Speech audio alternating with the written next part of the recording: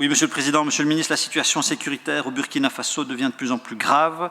Cette semaine encore, le ministre des Affaires étrangères burkinabé, Alpha Bari, s'exprimait en ce sens. Il n'y a pas un jour, pas une semaine, sans de nouvelles victimes. Le Burkina Faso est pris depuis 4 ans et demi dans une spirale de violence attribuée à des groupes armés djihadistes, certains affiliés à Al-Qaïda et d'autres au groupe État islamique.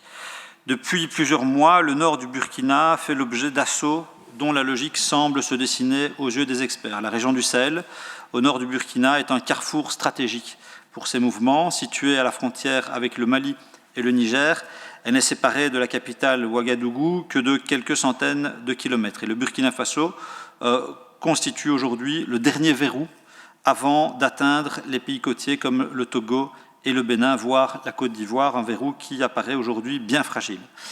Ces violences ont engendré une crise humanitaire avec près de 300 000 déplacés qui ont fui le nord et l'est pour se réfugier au sud, où la pression djihadiste est moins forte. Des attaques djihadistes ont aussi attisé les violences intercommunautaires et environ 2000 écoles sont fermées. Depuis 2015, le Burkina Faso est devenu un des pays partenaires de la coopération belge. Et j'aimerais dès lors, dans ce contexte, Monsieur le Ministre, vous poser quelques questions. Comment se passe la mise en œuvre du programme de la coopération bilatérale mené par Enabel?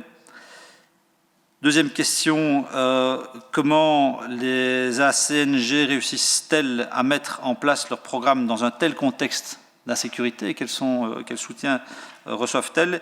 Et quels sont les retours de notre représentation diplomatique sur place?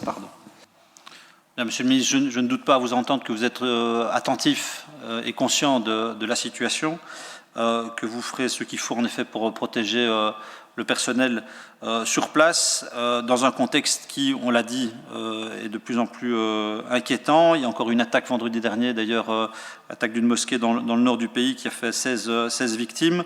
Depuis 2015, les attaques djihadistes, ça représente 600 morts selon l'agence France Presse.